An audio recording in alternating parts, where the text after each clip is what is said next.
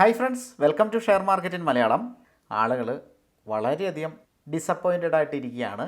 ഒരു സങ്കടകരമായ സ്റ്റേജിലൂടെയാണ് നമ്മുടെ മാർക്കറ്റ് മുന്നോട്ട് പോകുന്നത്. ഈ ഒരു സമയത്ത് റീറ്റെയിലേഴ്സിന് കോമൺ ആയിട്ടുണ്ടാകുന്ന ഒരുപാട് ഡൗട്ടുകളുണ്ട്. ഒരുപാട് കറക്ഷൻസ് അതിജീവിച്ചുകൊണ്ട് തന്നെ ആ ഡൗട്ടുകൾ ഏതൊക്കെയാണെന്ന് എനിക്കറിയാം. മാത്രവുമല്ല, ആ ഡൗട്ടുകൾ ഇപ്പം ഒരുപാട് എനിക്ക് വന്നുകൊണ്ടും ഇരിക്കുന്നു. അതുകൊണ്ട് ഇന്നത്തെ വീഡിയോ നിങ്ങളെല്ലാവരും മനസ്സിൽ ചിന്തിക്കുന്ന ഡൗട്ട് തന്നെയാണ്. ഈ ഒരു കറക്ഷൻ എത്ര നാൾ നീണ്ടു നിൽക്കും? ഈ ഒരു കറക്ഷനിൽ നമുക്ക് ഇൻവെസ്റ്റ്മെൻറ്റ് ചെയ്യാമെങ്കിൽ എവിടെയാണ് ചെയ്യേണ്ടത്, എങ്ങനെയാണ് ചെയ്യേണ്ടത്? നോർമലി ഇൻവെസ്റ്റ്മെൻറ്റ് ആളുകൾ ചെയ്യില്ല. നിലവിലുള്ള SIPയും കാര്യങ്ങളും ഒക്കെ സ്റ്റോപ്പ് ചെയ്യുകയാണ് ചെയ്യുക. അപ്പോൾ SIPയോ മറ്റും സ്റ്റോപ്പ് ചെയ്യാവോ, ഇൻവെസ്റ്റ്മെൻറ്റ് കുറയ്ക്കാവോ? ഇതാണ് നോർമലി ആളുകൾ ചോദിക്കുന്ന ചോദ്യം. ആളുകൾ ചെയ്യുന്നു അതുതന്നെയാണ്, ഇൻവെസ്റ്റ്മെൻറ്റ് നടത്തില്ല. ഇതുപോലുള്ള ഒരുപാട് കറക്ഷൻസ് ഞാൻ കണ്ടിട്ടുള്ളത് കൊണ്ട് ഈ ഒരു ഘട്ടത്തിൽ എന്താണ് ചെയ്യേണ്ടതെന്ന് എൻ്റേതായ വ്യൂ ഉണ്ട്. ആ വ്യൂ ആണ് ഞാനിവിടെ ഷെയർ ചെയ്യാൻ പോകുന്നത്. നിങ്ങളിപ്പോൾ കാണുന്ന ചാർട്ട് എന്ന് പറഞ്ഞാൽ നിഫ്റ്റിയുടെ ചാർട്ടാണ് കേട്ടോ, ലൈൻ ചാർട്ടാണ്. നമുക്ക് ഒരുപാട് വർഷം പുറകോട്ട് പോകേണ്ടതുണ്ട്. ഇപ്പോൾ നമ്മൾ 2014-ലും 2012-ലൊക്കെ ഇപ്പോൾ എത്തിയിട്ടുണ്ട്. അപ്പം ഒരുപാട് വർഷം പുറകോട്ടുള്ള ചാർട്ടുകളാണ് നിങ്ങൾ ഈ കാണുന്നത്. അപ്പോൾ ഞാൻ മാർക്കറ്റിൽ വന്നിരിക്കുന്ന സമയം ഒക്കെയാണ് ഈ ഒരു 2010-12 കാലയളവുകൾ. അതായത് എനിക്ക് തോന്നുന്നു 2011-ലും അക്കൗണ്ട് എടുക്കുന്നത്. അപ്പോൾ ഞാൻ ആ അക്കൗണ്ട് എടുത്തതിന് ശേഷം മാർക്കറ്റിൽ നല്ലൊരു കറക്ഷൻ കാണാനായിട്ട് സാധിക്കും. അപ്പം ഈ ഒരു ഭാഗമാണ് കേട്ടോ, ഞാനൊന്ന് വരച്ച് കാണിക്കാം. 2011 എന്ന് പറയുന്ന ഈ ഒരു ഭാഗമാണ് ഇവിടെ. അതായത് മാർക്കറ്റ് അത്യാവശ്യം നല്ലൊരു ഹൈയിൽ നിൽക്കുന്ന സമയമാണ്. 2010 തൊട്ട് 2011 വരെ ഒരു നല്ലൊരു ഹൈയിൽ നിൽക്കുന്ന സമയമാണ്. അപ്പോൾ ഇവിടെ നിന്ന് ഞാൻ അക്കൗണ്ട് എടുത്തിട്ട് ഇതിങ്ങനെ താഴേക്ക് പോയി. അന്നേരം ഈ നിഫ്റ്റി 50യുടെ ഗ്രാഫ് പോലും എനിക്ക് അറിയത്തില്ല. അതിനുശേഷം കുറച്ച് ഉയർന്നിട്ട് വീണ്ടും താഴേക്ക് പോയി, വീണ്ടും ഉയർന്നു, വീണ്ടും താഴേക്ക് പോയി, ഒരു നല്ലൊരു ഡിപ്പ്. ആ സമയത്ത് നിഫ്റ്റി എന്ന് പറയുന്നത് 5000 പോലുമില്ല. അപ്പോൾ ഇതൊക്കെ ഞാൻ കണ്ടതാണ്. ഇത് 2011 സെപ്റ്റംബർ മാസത്തിലാണ് ഇത് സംഭവിക്കുന്നത്. 5400 നമുക്ക് ഇവിടെ കാണാം. അടുത്ത മാസങ്ങളിൽ 2012 വീണ്ടും അത് ഡൗൺ ആയി. അതായത് എത്ര നാളാണെന്ന് ഓർക്കണം, എത്ര മാസങ്ങൾ, ഒരു വർഷത്തിലാണ് ഇത് സംഭവിക്കുന്നത്. ഒരു വർഷത്തിൽ നമുക്ക് നേട്ടങ്ങളൊന്നുമില്ല, മാർക്കറ്റ് ഡൗൺ ആയിപ്പോയി. അപ്പോൾ 4600 നമുക്കിവിടെ കാണുന്നത്. അപ്പോൾ ഈ സമയത്തൊക്കെ ഞാൻ മാർക്കറ്റിലുണ്ട്. ഇപ്പോഴത്തെ മാർക്കറ്റിൻ്റെ വാല്യൂ എത്രയാണെന്ന് നോക്കുക, 23,500. ഏതാണ്ട് ഒരു 13 വർഷം മുമ്പ് 5000 ആയിരുന്ന മാർക്കറ്റ് ഇപ്പം 23,500. അപ്പോൾ ആ ഹിസ്റ്റോറിക്കൽ ചാർട്ടെല്ലാം നോക്കുമ്പോൾ ഒരു രസമുണ്ട്. ആ സമയത്ത് എനിക്കൊന്നും അറിയില്ലാത്തതുകൊണ്ട് ഒരു കുഴപ്പമില്ലായിരുന്നു. പിന്നെ ഇതേപോലെ കമ്മ്യൂണിറ്റി ഇല്ല, ഇതുപോലെ യൂട്യൂബ് ചാനലുകളില്ല, ഒന്നുമില്ല നമുക്ക് ഷെയർ ചെയ്യാനായിട്ട്. അതുകൊണ്ട് തന്നെ ഒരു പ്രശ്നവും ഇല്ലായിരുന്നു. പിന്നെ എമൗണ്ടും വളരെ കുറച്ചാണ് ഇട്ടേക്കുന്നത്. ഇന്നത്തെ വീഡിയോയിൽ നമ്മൾ ഡിസ്കസ് ചെയ്യാൻ പോകുന്നത് നിഫ്റ്റിയുടെ ഹിസ്റ്റോറിക്കൽ കറക്ഷൻസും അത് പല പേഴ്സൻറ്റേജ് നമ്മൾ തരം തിരിക്കുന്നു. അത് നമ്മൾ ചാർട്ടിൽ കാണിക്കുകയും ചെയ്യും, ബെറ്റർ അണ്ടർസ്റ്റാൻഡിങ്ങിന് വേണ്ടിയിട്ട്. എത്ര നാൾ കൊണ്ട് ഈ ഒരു കറക്ഷൻസ് റിക്കവർ ചെയ്തു എന്നുമാണ് ഇന്നത്തെ വീഡിയോയിൽ നമ്മൾ ഡിസ്കസ് ചെയ്യാൻ പോകുന്നത്. അങ്ങനെയാണെങ്കിൽ ഈ ഒരു കറക്ഷനും എത്ര നാൾ കൊണ്ട് റിക്കവർ ആകാൻ സാധ്യതയുണ്ട് എന്നുള്ള ഏകദേശ ഡേറ്റ ഇൻവെസ്റ്റേഴ്സിന് കിട്ടും. എന്തിനാണ് ഈ ഡേറ്റ എന്ന് ചോദിച്ചാൽ, നമ്മൾ എപ്പോൾ എവിടെയൊക്കെ ഇൻവെസ്റ്റ് ചെയ്യണം എന്നതിനെക്കുറിച്ച് ബെറ്റർ ഡിസിഷൻ എടുക്കാനായിട്ട് ഈ ഡേറ്റ നമ്മളെ സഹായിക്കും. അതുപോലെ തന്നെ ഇൻവെസ്റ്റ്മെൻറ്റ് ചെയ്യണോ, SIP സ്റ്റോപ്പ് ചെയ്യണോ എന്നുള്ള ക്വസ്റ്റ്യൻസിനൊക്കെ ആൻസറും ഈ വീഡിയോ നിങ്ങൾക്ക് തരും. കറക്ഷൻസ് 3 തരമുണ്ട്. മോഡറേറ്റ് കറക്ഷൻസും സിവിയർ കറക്ഷൻസും മേജർ ക്രാഷസ്. മോഡറേറ്റ് കറക്ഷൻ എന്ന് പറഞ്ഞാൽ നമ്മളിപ്പം മോഡറേറ്റ് കറക്ഷനിൽ കൂടിയാണ് പോകുന്നത്. 10% മുതൽ 20% വരെയുള്ള കറക്ഷനെയാണ് മോഡറേറ്റ് കറക്ഷൻ എന്ന് പറയുന്നത്. ഇത് മാർക്കറ്റിൽ കോമൺ ആണ്. ഇപ്പോൾ നമ്മൾ നിൽക്കുന്നത് 10% കറക്ഷനിലാണ്. അതായത് നമ്മളൊരു മോഡറേറ്റ് കറക്ഷനിലാണ് നിൽക്കുന്നത്. രണ്ടാമത്തേത് സിവിയർ കറക്ഷനാണ്. 20% മുതൽ 30% വരെയുള്ള കറക്ഷൻസിനാണ് സിവിയർ കറക്ഷൻസ് എന്ന് പറയുക. മൂന്നാമത്തേത് മേജർ ക്രാഷസ് ആണ്. 30% മുകളിൽ കറക്ഷൻസ് വരുമ്പോഴാണ് മേജർ ക്രാഷസ് ഉണ്ടാവുക. ഇത് നമ്മൾ ഈ റീസെൻ്റ്ലി കണ്ടിരിക്കുന്ന കൊറോണ ടൈമിലാണ്. മോഡറേറ്റ് കറക്ഷൻസ് വന്നാൽ അത് റിക്കവർ ആകാനായിട്ട് 3 മുതൽ 6 മാസങ്ങൾ വരെ പിടിച്ചേക്കാം. അതായത് ഒരു 10%-നും 20%-നും ഇടയ്ക്കുള്ള കറക്ഷൻസ് ഉണ്ടല്ലോ. 10% താഴെ മാർക്കറ്റ് പോയാലേ അത് കറക്ഷൻ എന്ന് പറയുന്നുള്ളൂ, അല്ലെങ്കിൽ പ്രോഫിറ്റ് ബുക്കിംഗ് എന്നാണ് പറയുക. ഇപ്പോൾ നമ്മൾ 10.5% കറക്ഷനിലാണ് നിൽക്കുന്നത്. സോ ഇതൊരു കറക്ഷൻ എന്ന് നമുക്ക് പറയാം. അതായത് കറക്ഷൻ സ്റ്റാർട്ടായി എന്ന് നമുക്ക് പറയാം, അല്ലെങ്കിൽ കറക്ഷൻ കറക്ഷൻ എന്ന് തന്നെ പറയാം. കാരണം ഇവിടെ നിന്ന് അങ്ങ് റിവേഴ്സ് ചെയ്ത് പോകാനും സാധ്യത കൂടുതലാണ്. അപ്പം എന്തായാലും 10% കഴിഞ്ഞു, 10.5% ആയതുകൊണ്ട് ഇത് കറക്ഷൻ എന്ന് നമുക്ക് പറയാം. ഇങ്ങനെയുള്ള കറക്ഷൻസ് റിക്കവർ ചെയ്യാനായിട്ട് 3 മാസം മുതൽ 6 മാസം വരെ ഹിസ്റ്റോറിക്കലി ടൈം പിടിച്ചിട്ടുണ്ട്. സിവിയർ കറക്ഷൻസ് എന്ന് പറഞ്ഞാൽ 20% മുതൽ 30% വരെയുള്ള കറക്ഷനാണ് സിവിയർ കറക്ഷൻസ്. അപ്പോൾ ഇത് റിക്കവർ ചെയ്യാനായിട്ട് 6 മാസം മുതൽ 18 മാസം വരെ സമയം പിടിച്ചിട്ടുണ്ട്. 18 മാസം എന്ന് പറഞ്ഞാൽ 1.5 വർഷമാണ്. മാർക്കറ്റിൽ മേജറായിട്ട് ക്രാഷസ് ഉണ്ടാകുന്നത് 30% മുകളിൽ ക്രാഷസ് ഉണ്ടാകുന്നത് താരതമ്യം ഇത്രയും സമയം പിടിച്ചിട്ടില്ല റിക്കവർ ആകാനായിട്ട്. അതായത് മാർക്കറ്റിലുണ്ടാകുന്ന ആ ക്രാഷ് വളരെ ഫാസ്റ്റും ഫ്യൂരിയസുമാണെങ്കിൽ, വളരെ വേഗത്തിലുമാണെങ്കിൽ അത് റിക്കവർ ആകാനായിട്ട് ഈ പറയുന്ന പോലെ 6 മുതൽ 18 മാസം പിടിച്ചിട്ടില്ല. അതിന് മുമ്പ് റിക്കവർ ആയിട്ടുണ്ട്. എന്നാൽ ചില കേസുകളിൽ 2 വർഷം പിടിച്ച കേസും ഉണ്ട്. അത് നമുക്ക് ഏകദേശം ഈ ഒരു സ്റ്റേജിൽ കൂട്ടാം, സിവിയർ കറക്ഷൻ ഇതിൽ കൂട്ടാം. ഇതിന് ഉദാഹരണം, അതായത് മേജർ ക്രാഷിന് ഉദാഹരണമാണ് COVID-19, നമ്മുടെ കൊറോണ. അത് ഏതാനും മാസങ്ങൾ മാത്രമേ പിടിച്ചുള്ളൂ റിക്കവർ ആകാനായിട്ട്. പക്ഷേ അതിൻ്റെ കറക്ഷൻ എന്ന് പറയുന്ന ഒരു സിവിയർ ക്രാഷ് തന്നെയായിരുന്നു. 40% മുകളിൽ മാർക്കറ്റ് ഡൗൺ ആയിട്ടുണ്ടായിരുന്നു. 2008 കറക്ഷനാണ് 2 വർഷം നീണ്ടു നിന്ന കറക്ഷൻ. 2008 തുടങ്ങിയ കറക്ഷൻ റിക്കവർ ആയത് 2010 മിഡിലോട് കൂടിയാണ്. അപ്പോൾ നമുക്ക് ആ ഡേറ്റ ഒന്ന് നോക്കാം. വലിയ ഗർത്തങ്ങൾ നമുക്കിവിടെ കാണാൻ പറ്റും കേട്ടോ മാർക്കറ്റിൽ. ഇതാണ് 2008. ഞാൻ മാർക്ക് ചെയ്യുമ്പോൾ അത് കറക്റ്റായിട്ട് കാണാം. ഇതാണ് 2008 വർഷം. അതായത് ഈ ഒരു സമയത്ത് ഒരു ടോപ്പിൽ മാർക്കറ്റ് എത്തി. ഇത് 6400 ഒരു 6300 കൂട്ടിക്കോ. ഓൾമോസ്റ്റ് ചെറിയ പോയിൻ്റ് വ്യത്യാസം ഉണ്ടാകും കേട്ടോ, 50 പോയിൻറ്റോ അല്ലെങ്കിൽ അങ്ങനെ എന്തെങ്കിലും വ്യത്യാസം ഉണ്ടാവും. അപ്പോൾ ഒരു 6300 മാർക്കറ്റ് നിന്നിരുന്നത് 2008. ഇത് എത്രയാണിത്? ഇവിടെ ഈ ഒരു ലോ 2400 മുകളിലല്ലേ, ഒരു 2500 കൂട്ടിക്കോ. അപ്പോൾ അത് 2500 കൂപ്പൂത്തി. എത്ര ശതമാനത്തെ കറക്ഷനാണ്? ഏകദേശം 60% കറക്ഷൻ 2008 സ്റ്റാർട്ട് ചെയ്തു. ഇതിന് കാരണം ഗ്ലോബൽ ഫിനാൻഷ്യൽ ക്രൈസിസ് ആണ്. മൊത്തത്തിൽ ബാധിച്ചു, ലോകത്തെ മൊത്തത്തിൽ ബാധിച്ചു. ഇനിയിപ്പോൾ ഇത് റിക്കവറി എന്ന് പറയുന്നത് എപ്പോഴാണ്? 6300 ക്രോസ് ചെയ്ത് മാർക്കറ്റ് മുകളിലേക്ക് പോകണം. അപ്പോഴാണ് റിക്കവറി എന്ന് പറയുക. അതായത് മുമ്പുണ്ടായിരുന്ന ഹൈ ബ്രേക്ക് ചെയ്ത് മാർക്കറ്റ് മുകളിലേക്ക് പോകണം. അതാണ് റിക്കവറി എന്ന് പറയുക. അത് 2010 മിഡിലോട് കൂടിയാണ് സംഭവിച്ചിരിക്കുന്നത്. നമുക്ക് ജസ്റ്റ് ചാർട്ട് ഒന്ന് ചെറുതാക്കേണ്ട ആവശ്യമുണ്ട്. 6300 ബ്രേക്ക് ചെയ്ത് മുകളിലേക്ക് പോകണം. 2 വർഷം നീണ്ടു നിന്ന ക്രൈസിസ് ആണ് കേട്ടോ. ഇതിപ്പോൾ 2010 മിഡിലിൽ അത് സംഭവിച്ചിട്ടുണ്ട്. ഇവിടെ അത് സംഭവിച്ചു. നമുക്കൊരു ലൈൻ വരയ്ക്കാം. ഈ 2 ഹൈ ബ്രേക്ക് ചെയ്തിട്ട് ഞാനൊരു ലൈൻ വരച്ചിട്ടുണ്ട്, കണ്ടില്ലേ? ഇവിടെ അത് ജസ്റ്റ് ബ്രേക്ക് ചെയ്തിട്ടുണ്ട്. നോക്കിയേ, ഇവിടെ ഒരു, പക്ഷേ അത് റെസിസ്റ്റൻസ് ആയിരുന്നു അല്ലേ, ജസ്റ്റ് ബ്രേക്ക് ചെയ്തിട്ടുണ്ട്. ഏകദേശം റിക്കവറി ആയെന്ന് പറയാം. പക്ഷേ ഈ ഒരു സ്ഥലത്ത് നോക്കി, ഈ ഒരു സ്ഥലം ഇവിടുന്ന് 100% മുകളിൽ മാർക്കറ്റ് മുകളിലേക്ക് പോയി. ഏകദേശം ഒരു 2500 2600 വല്ലതും ആയിരിക്കും. എങ്ങനെയാണേലും അത് 5000 5000 ചില്ലുവാനോ ആകുള്ളൂ. ഇതിപ്പോൾ 6300 ഉണ്ട്, 6300 അതിൻ്റെ മുകളിലുണ്ട്. അപ്പോൾ ഈ ഭാഗത്ത് ഇൻവെസ്റ്റ് ചെയ്തവർക്ക് വളരെ ഫാസ്റ്റായിട്ട് എത്ര നാളുകൊണ്ട് 2009 ടു 2010 തന്നെ അവർക്ക് ഏകദേശം എനിക്ക് തോന്നുന്നു ഡബിളായെന്ന് തോന്നുന്നു. ഇനി അത് കഴിഞ്ഞാലും 11 ആയില്ല, 10 കഴിഞ്ഞിട്ട് ഒരു 1.5 വർഷം കൊണ്ട് ക്യാഷ് ഡബിളായി. ഇത് നോട്ട് ചെയ്യേണ്ട പോയിൻ്റാണ് കേട്ടോ, താഴെ ലെവലിൽ നോട്ട് ചെയ്യേണ്ട പോയിൻ്റാണ്. അപ്പോൾ ഇതൊരു വലിയ കറക്ഷനാണ്. 2008 വന്ന ഗ്ലോബൽ ഫിനാൻഷ്യൽ ക്രൈസിസ് ലോകം മൊത്തം വന്നു. 2 വർഷം പിടിച്ചു അത് റിക്കവറി ചെയ്യാനായിട്ട്. അതിനുശേഷം മാർക്കറ്റ് മുകളിലേക്ക് പോയി. ആ വര വെറുതെ അവിടെ കിടന്നോട്ടെ. മുകളിലേക്ക് പോയെന്ന് വെച്ചാൽ വീണ്ടും കുറച്ച് താഴെയൊക്കെ വന്ന് 2012 ഇത് നോക്കുക, 2013 2014 കഴിഞ്ഞിട്ട് ഒരു റാലി ആയിരുന്നു കണ്ടോ. 2014 കഴിഞ്ഞിട്ട് പോയത് കണ്ടോ. അതായത് 6300 6400 ലെവലിൽ നിന്ന് മാർക്കറ്റ് പോയിരിക്കുന്നു 9000 ലെവലിലേക്കാണ്. സോ അവിടെ ഒരു 50% നേട്ടം മാർക്കറ്റ് തന്നിട്ടുണ്ട്. എന്നാൽ ഈ 2008 ക്രൈസിസ് വന്നതിന് ശേഷം പലവട്ടം മാർക്കറ്റ് ഡൗണിലേക്ക് പോയി. ഏറ്റവും വലിയ ഡൗൺ ഇതായിരുന്നു. പിന്നീട് ആ ലെവൽ ആരും കണ്ടിട്ടില്ല, അതിന് നമ്മൾ കാണാനും സാധ്യതയില്ല.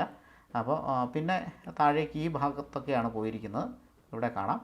അപ്പോൾ ഈ ഭാഗത്തൊക്കെ ഇൻവെസ്റ്റ് ചെയ്തവർക്ക് വളരെ പെട്ടെന്ന് മാർക്കറ്റിൽ നിന്ന് ക്യാഷ് ഉണ്ടാക്കാനായിട്ട് സാധിച്ചു. അതായത് മാർക്കറ്റ് ഡൗൺ ആയിരിക്കുമ്പോൾ ഇൻവെസ്റ്റ് ചെയ്യുക എന്നുള്ള സ്ട്രാറ്റജി നോർമലി സാധാരണക്കാർ അപ്ലൈ ചെയ്യില്ല. എക്സ്പീരിയൻസ് ഉള്ളവരെ അത് അപ്ലൈ ചെയ്തു, അറിയാവുന്നവരെ ചെയ്യുള്ളൂ. അങ്ങനെയുള്ളവർക്ക് വളരെ ഫാസ്റ്റായിട്ട് ക്യാഷ് ഉണ്ടാക്കാനായിട്ട് സാധിക്കും. ഇനി നമുക്ക് അടുത്ത ക്രൈസിസ് നോക്കാം. അടുത്തത് 2015-16 കറക്ഷനാണ്. 15 മുതൽ 16 വരെ നീണ്ടു നിന്ന കറക്ഷൻ നമുക്കിതാ ഇവിടെ കാണാം. ഇതാണ് ആ ഒരു കറക്ഷൻ. 15 എന്ന് പറയുന്ന ഇവിടെയാണ്, 16 എന്ന് പറയുന്ന ഇവിടെയാണ്. ലോ ബ്രേക്ക് ചെയ്ത് താഴേക്ക് പോകുന്നത് നമുക്ക് കാണാം. ഇപ്പോഴും അങ്ങനെ ഒരു സിറ്റുവേഷനിലല്ലേ നമ്മൾ? അതെ, ഇപ്പോഴും അങ്ങനെ ഒരു സിറ്റുവേഷനിലാണ് നമ്മൾ. ചൈന മാർക്കറ്റും ഗ്ലോബൽ മാർക്കറ്റും സ്ലോ ഡൗൺ ആയതാണ് ഇതിന് കാരണം, ഈ കറക്ഷന് കാരണം. ഏകദേശം 25% മാർക്കറ്റ് കറക്റ്റ് ചെയ്തു. 25% കേട്ടോ. ഓക്കെ, ഇത്രത്തോളം മാർക്കറ്റ് കറക്റ്റ് ചെയ്തു. റിക്കവറി നോക്കിയേ, ഷാർപ്പ് റിക്കവറി ആയിരുന്നു. ഒരു വർഷം കറക്ഷൻ നീണ്ടു നിന്നു, 15 മുതൽ 16 വരെ. 15 കുറച്ച് കഴിഞ്ഞാണ് സ്റ്റാർട്ട് ചെയ്തത്, 16 കുറച്ച് കഴിഞ്ഞ് വരെ നിന്നു. അപ്പോൾ ഒരു വർഷം നിന്നു. അതിനുശേഷം റിക്കവറി സ്റ്റാർട്ട് ചെയ്തു 16 to 17. അപ്പോൾ 17 ഒരു ശകലമായപ്പോഴത്തേനും മാർക്കറ്റ് ഹൈ ബ്രേക്ക് ചെയ്തു. കണ്ടില്ലേ, 17 ശകലമായപ്പോഴത്തേനും മാർക്കറ്റ് ഹൈ ബ്രേക്ക് ചെയ്തു.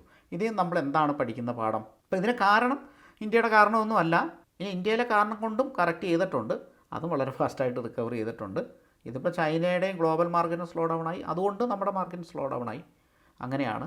ഗ്ലോബലി എന്തെങ്കിലും അഫക്റ്റ് ചെയ്താൽ അത് അത്യാവശ്യം എല്ലാ രാജ്യങ്ങളുടെയും സ്റ്റോക്ക് മാർക്കറ്റിനെ ബാധിക്കും. അപ്പോൾ ഈ താഴ്ന്ന ലെവലുകളിൽ ഇൻവെസ്റ്റ് ചെയ്യുന്നത് ഒരു ഗുഡ് ഡിസിഷൻ അല്ലേ? മാർക്കറ്റ് താഴെ പോകുമ്പോൾ എന്താ നിങ്ങളുടെ അഭിപ്രായം? അത് കമൻറ്റ് സെക്ഷനിൽ രേഖപ്പെടുത്തുക. ചിലപ്പോൾ സിവിയർ ആയിട്ട് താന്ന് കിടക്കുന്ന ആ ലെവൽ പിന്നീട് നമ്മൾ കണ്ടില്ല എന്ന് വരും. അതായത് ഇവിടെ ഇൻവെസ്റ്റ് ചെയ്യുന്ന ആ ഇൻവെസ്റ്റ്മെൻ്റ് ഉണ്ടല്ലോ, അത് ചിലപ്പോൾ നമ്മൾ വിൽക്കാതെ ലൈഫ് ടൈം വിൽക്കാതെ ഇരിക്കുന്നത് തന്നെയായിരിക്കും ഏറ്റവും നല്ലത്. അപ്പോൾ നമ്മളിങ്ങനെ മാർക്കറ്റ് താഴേക്ക് വരുമ്പോഴാണ് അഗ്രസീവായിട്ട് ഇൻവെസ്റ്റ് ചെയ്യേണ്ടത്. SIP കാര്യങ്ങളൊക്കെ കൂട്ടേണ്ടത് ഈ താഴേക്ക് വരുമ്പോഴാണ്. മുകളിലേക്ക് പോകുമ്പോൾ SIP കുറച്ചാലും കുഴപ്പമില്ല, താഴേക്ക് വരുമ്പോഴാണ് SIP കൂട്ടേണ്ടത്. എൻ്റെ ഒരു ക്ലയൻറ്റ് ചോദിച്ച ഒരു ചോദ്യമായിരുന്നു, നമുക്ക് ഈ സമയത്ത് മാർക്കറ്റ് താഴേക്കല്ലേ SIP സ്റ്റോപ്പ് ചെയ്യട്ടെ എന്ന് ചോദിച്ചു. ഒരു കാരണവശാലും ചെയ്യരുത്. ഈ സമയത്തെ ഇൻവെസ്റ്റ്മെൻറ്റാണ് നമുക്ക് ഏറ്റവും കൂടുതൽ റിട്ടേൺ തരിക. അപ്പോൾ ഈ ലെവൽ വേണമെങ്കിൽ നമുക്കൊന്ന് മാർക്ക് ചെയ്യാം. അപ്പോൾ പഴയ ഒരു ഹൈ ആണ് ഈ കാണുന്നത് കേട്ടോ, പഴയ ഒരു ഹൈ ആണ് ഇവിടെ കാണുന്നത്. ഇനിയിപ്പോൾ ഈ ഹൈ നമ്മൾ ഇതിപ്പോൾ താഴെയായി, ഇപ്പോൾ ഇതിന് പുതിയ ഹൈ ഇവിടെ ക്രിയേറ്റ് ആയിട്ടുണ്ട്. അപ്പം ഈ ഹൈ നമ്മൾ കാണാൻ പോകുന്നില്ല, ഈ ഹൈയെ കാണാൻ പോകുന്നില്ല. പിന്നെ ഇനിയിപ്പോൾ താഴത്തെ ലോ, അതായത് ആ 2500 ആ പോയിൻ്റൊക്കെ ഇല്ലേ, മറന്നുപോയോ? നമ്മൾ ആദ്യത്തെ കറക്ഷൻ പറഞ്ഞ മാർക്കറ്റ് എങ്ങോട്ടാണ് പോയതെന്നറിയോ? 2500 ലെവലിലാണ് പോയി ഈ കറക്ഷൻ. ഇവിടെ ഞാനൊരു ലൈൻ വരച്ചിട്ട് കാര്യമൊന്നുമില്ല, കാരണം എന്താണെന്ന് വെച്ചാൽ ഇനിയിപ്പം ഈ ലൈൻ നമ്മൾ കാണാൻ പോകുന്നില്ല. ഇപ്പോൾ ഇവിടെ വരച്ചേക്കുന്ന ഒരു ഹൈ ആണ്, ഈ വരയും കുറിയൊന്ന് മായ്ച്ച് കളയാം. പിന്നീട് വന്നിരിക്കുന്ന ലോ ഇതാണ്. ഈ ലോയും പിന്നീട് നമ്മൾ കാണാൻ പോകുന്നില്ല. 6900 കേട്ടോ, 7000 കൂട്ടിക്കും, 6900 സംതിങ് ആണ്. അപ്പോൾ ഇതാണ് ലോയ്. ഇവിടുത്തെ ഹൈയും കൂടെ നമുക്കൊന്ന് വരയ്ക്കാം. ഇതാണ് ഹൈ എത്രയാണ്? ഏകദേശം 9000 അല്ലേ, ഏകദേശം 9000 ആണ് ഹൈ. അപ്പം ഇതൊന്നും കാണാൻ പോകുന്നില്ല. ഇവിടെ നിങ്ങൾക്ക് മനസ്സിലാകും, മാർക്കറ്റ് ഇടിയുമ്പോൾ ഇൻവെസ്റ്റ് ചെയ്യുന്നതാണ് ഏറ്റവും നല്ല ഇൻവെസ്റ്റ്മെൻറ്റ് മെത്തേഡ് എന്നുള്ളത് നമുക്ക് മനസ്സിലാകും. ഇവിടെ ഒരു വലിയ ക്രാഷ് നമുക്ക് കാണാം കേട്ടോ, ഇത് വലിയൊരു ക്രാഷ് കാണാം, അത് കോവിഡിൻ്റെ ക്രാഷാണ്. അപ്പോൾ ഇനി പിന്നെ വന്നേക്കുന്ന ഒരു കറക്ഷൻ, അതായത് 2016 കറക്ഷന് ശേഷം മാർക്കറ്റ് അടുത്ത 4 വർഷം റാലിയായിരുന്നു. ഈ റാലിയിലൊക്കെ നമുക്ക് എന്താണ് കാണാൻ സാധിക്കുക? വലിയ സംഭവങ്ങൾ വന്നില്ലെങ്കിലും ചെറിയ കറക്ഷൻസ് വന്നു. ഏതാണ്ട് 2017 റിക്കവറി ആകുന്നത്. അതിനുശേഷം ചെറിയ കറക്ഷൻസ് നമുക്കിവിടെ കാണാൻ സാധിക്കും. അപ്പോൾ ഈ താഴ്ന്ന ലെവലുകളിൽ ഇൻവെസ്റ്റ് ചെയ്യുന്നതല്ലേ അതിൻ്റെ ബ്യൂട്ടി? അതല്ലേ നല്ല മെത്തേഡ്? നിങ്ങൾ തന്നെ കമൻറ്റ് ചെയ്യുക കേട്ടോ. മാർക്കറ്റ് ഈ താഴേക്ക് വരുമ്പോൾ പേടിക്കുന്നതിൽ വല്ല അർത്ഥമുണ്ടോ? ഇപ്പോൾ മാർക്കറ്റ് താഴേക്ക് വരാൻ 2-3 കാരണങ്ങളുണ്ട്, ഇല്ലയെന്ന് ഞാൻ പറയുന്നില്ല. പക്ഷേ ഇതിലും വലിയ കാരണങ്ങൾ ഇതിനു മുമ്പ് വന്നായിരുന്നു. ആദ്യമായിട്ട് ടാക്സ് ഇംപ്ലിമെൻറ്റ് ചെയ്ത സമയവും കാര്യങ്ങളും, പിന്നെ ഈ കോവിഡിൻ്റെ ഇത് തന്നെ വലിയൊരു കാരണം തന്നെയാണ്. അപ്പോൾ എന്ത് കാരണം വന്നാലും ഇന്ത്യയുടെ ഔട്ട്ലുക്ക് വളരെ പോസിറ്റീവാണ്. ഇന്ത്യ ഒരു വികസിത രാജ്യമായിട്ട് മാറിക്കൊണ്ടിരിക്കുകയാണ്. ഇന്ത്യൻ കമ്പനികൾ വളരും. നല്ല പോക്കറ്റുകളിൽ ഇൻവെസ്റ്റ് ചെയ്ത് വെക്കുന്നത് നല്ല ഡിസിഷൻ തന്നെയാണ്.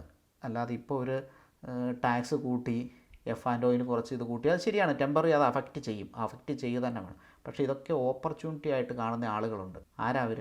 FIAസും DIAസും രണ്ടുപേരെ അറിയാലോ. ഇവർ രണ്ടുപേരുമാണ് നമ്മുടെ മാർക്കറ്റിലെ സ്ട്രോങ് ഹാൻഡ്സ്. FIAസ് ഓക്കെ, അടുത്ത രാജ്യം തേടിപ്പോയി. അവരെവിടെയാണോ അക്കരപ്പച്ച അങ്ങോട്ട് പോകുന്ന ആൾക്കാരാണ്. അവിടുത്തെ സിറ്റുവേഷൻ മാറിയുമ്പോൾ അവർ തിരിച്ചു വരും. ഇപ്പോൾ അവർ ചൈനയിലേക്ക് പോയിട്ടുണ്ട്. ഇതിനു മുമ്പും ചൈനയിൽ സ്ലോ ഡൗണും കാര്യങ്ങളും ഉണ്ടായിട്ടുണ്ട്, ഇനിയും അതുണ്ടാവും. ചൈന അത്രയും വലിയ പോപ്പുലേറ്റഡ് കൺട്രിയാണ്. അപ്പോൾ അവിടെ അത്യാവശ്യം നല്ല രീതിയിൽ വികസിച്ചിട്ടുണ്ട്.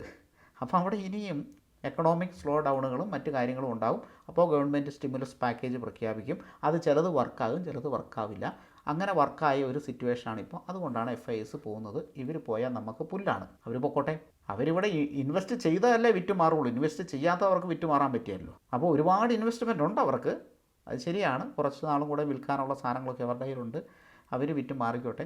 ചൈനയിൽ എന്തെങ്കിലും നെഗറ്റീവ് അല്ലെങ്കിൽ ചൈനയുടെ വാല്യുവേഷൻ, ഇപ്പോൾ ചൈന മാർക്കറ്റ് പറന്നുകൊണ്ടിരിക്കുകയാണല്ലോ. നമ്മൾ കഴിഞ്ഞ ഒരു വീഡിയോ ചൈന മാർക്കറ്റ് എങ്ങനെ ഇൻവെസ്റ്റ് ചെയ്യാമെന്ന് പറഞ്ഞു. അതിൽ ഇൻവെസ്റ്റ് ആരെങ്കിലും ചെയ്തായിരുന്നോ? ഞാൻ ചെയ്തായിരുന്നു, എനിക്ക് ലാഭം കിട്ടി. ഞാൻ വിറ്റിട്ട് ഓടി, നല്ല കുഴപ്പമില്ല, അത്യാവശ്യം നല്ല ലാഭം കിട്ടി. ഇനിയും വേണമെങ്കിൽ ലാഭം എടുക്കാമായിരുന്നു. പക്ഷേ ചൈന എനിക്ക് അത്ര താല്പര്യമില്ലാത്തതുകൊണ്ട്, താല്പര്യം വേറെ ഒന്നും അല്ല കേട്ടോ. ചൈന മാർക്കറ്റ് ശരിക്കും പറഞ്ഞാൽ നമ്മളെ കഴിഞ്ഞ് ഡെവലപ്ഡ് കൺട്രിയാണ്. പിന്നെ നമ്മൾ ഇന്ത്യക്കാരനാണല്ലോ, അതുകൊണ്ട് ഇന്ത്യയിൽ ഇൻവെസ്റ്റ് ചെയ്യുന്നതാണ് കൂടുതൽ താല്പര്യം. എന്നാൽ ഇന്ത്യയിൽ ഇപ്പോഴത്തെ സിറ്റുവേഷൻ ഇച്ചിരി മോശമാണ്. അത് നമ്മൾ അവസരമായി വരും. അത് കുറേ നാൾ കഴിയുമ്പോഴേ അവസരമായി വരുന്നത്. കാരണം ഈ സമയത്തൊക്കെ 11,000 ഒക്കെയാണ് മാർക്കറ്റ്. ഉണ്ടോ 11,000 ഏതാണ് വർഷം? 2019, 2018, 2020. ഈ സമയത്തൊക്കെ മാർക്കറ്റ് കണ്ടോ 11,000, 12,000 ഒക്കെ ആയി പോയിട്ടുണ്ട്, 10,000 പോയിട്ടുണ്ട്. അപ്പോൾ ഏകദേശം 10-നും 12-നും ഇടയ്ക്കാണ് മാർക്കറ്റ് ഉള്ളത്. അത് കഴിഞ്ഞ് മേജർ കറക്ഷൻ വരികയും ചെയ്തു. അപ്പോൾ FISൻ്റെ കാര്യം പറഞ്ഞു, ആമാർ പോയാൽ പോട്ടെ, ആമാർ തിരിച്ചു വരും, ഉറപ്പാണ്. ആമാരും കൂടെ തിരിച്ചു വരുമ്പോൾ ഭയങ്കര റാലി ആയിരിക്കും കേട്ടോ. അത് അവിടെ നിൽക്കട്ടെ, ആമാർ ചിലപ്പോൾ ഏതാനും മാസങ്ങൾ കഴിഞ്ഞ് വരും. ചൈനയുടെ വാല്യുവേഷൻ കൂടുമല്ലോ, ഇപ്പോൾ വരും. ഇപ്പോൾ തന്നെ നല്ല രീതിയിൽ കയറിയിട്ടുണ്ട്. ഓക്കെ, ഈ സമയത്ത് ഈ DIIS ഡൊമസ്റ്റിക് ഇൻസ്റ്റിറ്റ്യൂഷണൽ ഇൻവെസ്റ്റേഴ്സ്, നമ്മുടെ ഇന്ത്യയിലെ ഇൻസ്റ്റിറ്റ്യൂഷൻസ് ഇൻവെസ്റ്റേഴ്സ്, മ്യൂച്വൽ ഫണ്ടുകാരൊക്കെ പെടും ഇതിൽ, ബാങ്കുകാരൊക്കെ പെടും ഇതിൽ. ഇവരുടെ ഡേറ്റ പോസിറ്റീവാണ്. സോറി, ഞാൻ ആ ഡേറ്റ എടുത്ത് വെച്ചിട്ടില്ല, നിങ്ങൾക്ക് അറിയാമെന്ന് വിചാരിക്കുന്നു. എല്ലാ ദിവസവും അത് വായിച്ച് പിടിക്കുകയാണ് ചെയ്യുന്നത്. അപ്പോൾ ഞാനിത് കാണിക്കാൻ വേണ്ടി അത് എടുത്ത് വെച്ചില്ല. FIDI data. അപ്പോൾ ഈ ഡേറ്റ ഇവരെല്ലാ ദിവസവും വാങ്ങിക്കൊണ്ടിരിക്കുക. ഇവർ ബൈ സൈഡാണ്. FIS സെൽ സൈഡ് വരുന്നു, ഇവർ ബൈ സൈഡ് വരുന്നു. FISൻ്റെ സെല്ലെന്ന് പറഞ്ഞിട്ടുണ്ടെങ്കിൽ ഈ കോവിഡ് സമയത്ത് പോലും ഈ ഒരു രീതിയിലുള്ള സെല്ലുണ്ടായിട്ടില്ല. അവന്മാർ ഇത്രയും ലാഭം കിട്ടിയില്ലേ, അവന്മാർ ഈ ലാഭം ഒക്കെ എടുത്ത് ഓടുവാണ്. അവരുടെ ക്യാഷ് ഉണ്ടല്ലോ ഡബിളും ത്രിബിളും ഒക്കെ ആയി കോവിഡ് സമയത്തൊക്കെ ഇൻവെസ്റ്റ് ചെയ്ത്, അതൊക്കെ എടുത്തുകൊണ്ട് ഓടുവാണ്. മാർക്കറ്റ് ഇത്രയും കയറിപ്പോയില്ലേ. അതായത് കോവിഡ് സമയത്ത് 7,500 വരെയൊക്കെ മാർക്കറ്റ് വന്നു. ഇതാണ് ആ കോവിഡിൻ്റെ ക്രാഷ് കേട്ടോ. അപ്പോൾ ഈ സമയത്ത് ഒക്കെ വന്നു. ഇവന്മാർ പുലികളാണ്. ഇവന്മാർ നമ്മളെപ്പോലെ റീറ്റെയിലേഴ്സിനെ പോലെയല്ല, നമ്മുടെ ഇൻസ്റ്റിറ്റ്യൂഷൻസ് പുലികളാണ് കേട്ടോ. പക്ഷേ നമ്മൾ റീറ്റെയിലേഴ്സാണ് ഇച്ചിരി ഒരു പ്രശ്നം. അപ്പം ഇതാണ് ആ ഒരു കോവിഡിൻ്റെ ക്രാഷ്. അത് കഴിഞ്ഞ് കയറിപ്പോകുന്നത് നമുക്ക് കാണാൻ പറ്റും കേട്ടോ. ഈ കോവിഡിൻ്റെ ക്രാഷിനൊക്കെ ലോകം അവസാനിച്ചു. ഇനി സ്റ്റോക്ക് മാർക്കറ്റ് ഇല്ല എന്നുള്ള ഒരു സംഭവം കൂടെ വന്നതാണ്. അന്നത്തെ പല വോയിസുകളും കാര്യങ്ങളും റെക്കോർഡ് ചെയ്തെടുത്ത് സൂക്ഷിക്കണമായിരുന്നു, ഡേറ്റ് വിട്ടിട്ട്. ആളെ പറയണ്ട, ആൾ നമുക്ക് മാറ്റമല്ല, പക്ഷേ വോയിസുകളും കാര്യങ്ങളും അത് സാധിച്ചില്ല.